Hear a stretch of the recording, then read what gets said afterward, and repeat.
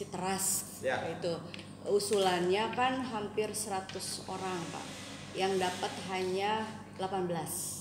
Kenapa? Karena kita prioritas utama kita itu kan adalah supir angkot, tukang ojek sama nelayan ya Pak ya. Sementara di Citeras itu kebanyakan itu adalah supir-supir perusahaan yang otomatis mereka tidak mengeluarkan biaya untuk belanja bensin. Akhirnya kita coret Pak itu. Ya maaf Bu, saya potong. Sopir ya sopir. Saya bukan sopir angkot Bu. Berapa banyak itu nggak ada yang dapat itu sopir angkot ini. Ibu mau datanya nanti saya kasih. Jadi jangan lagi data, maksud saya begini Bu, jangan lagi misalnya diperintahin dinas sosial pergi ke desa siapkan datanya.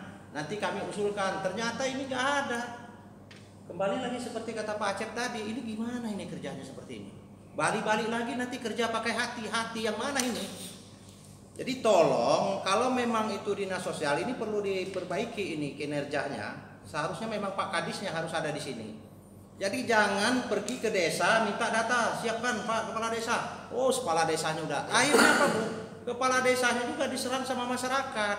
RT-nya kami sudah masukin data, tapi ini mana ini Pak Kepala Desa? Bohong ya Pak Kepala Desa.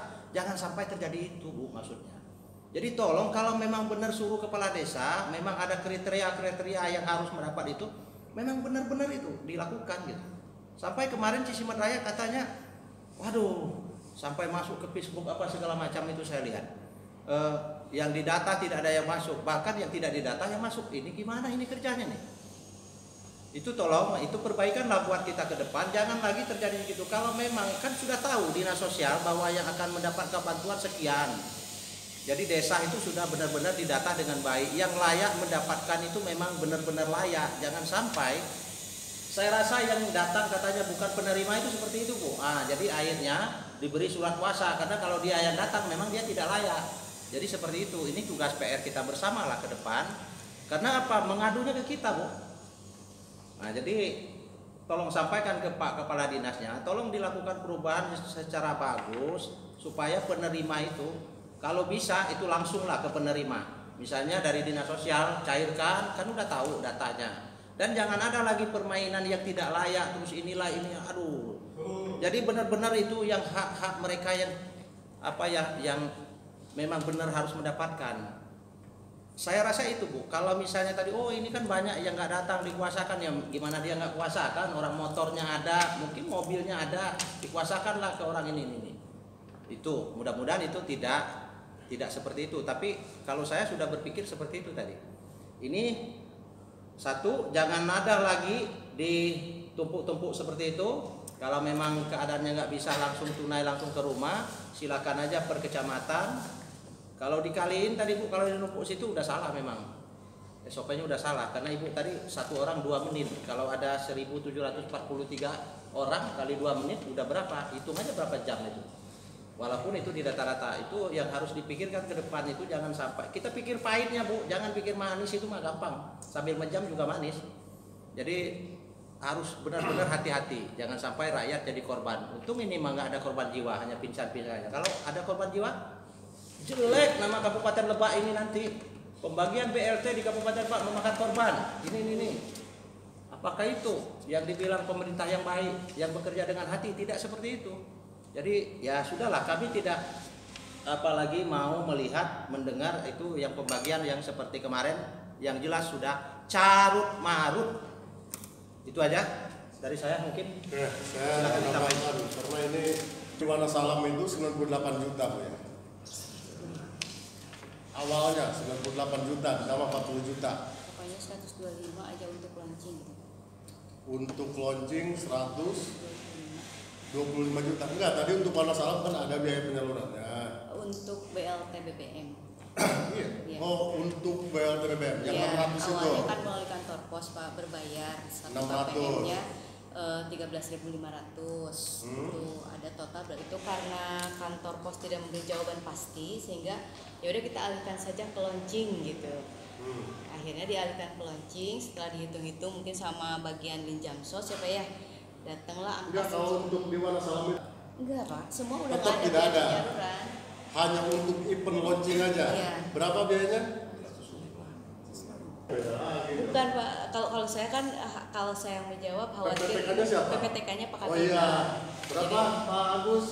Sebenarnya PPTK saya betul, tapi Ya. untuk secara teknis memang orangnya lagi nggak datang, dia lagi di Cilinten, nanti laporan menyusul lah. Kan di DPA sudah ada itu. Iya, untuk launching 125 Untuk launching 125. Habis itu sudah. habis. Habis. Habis.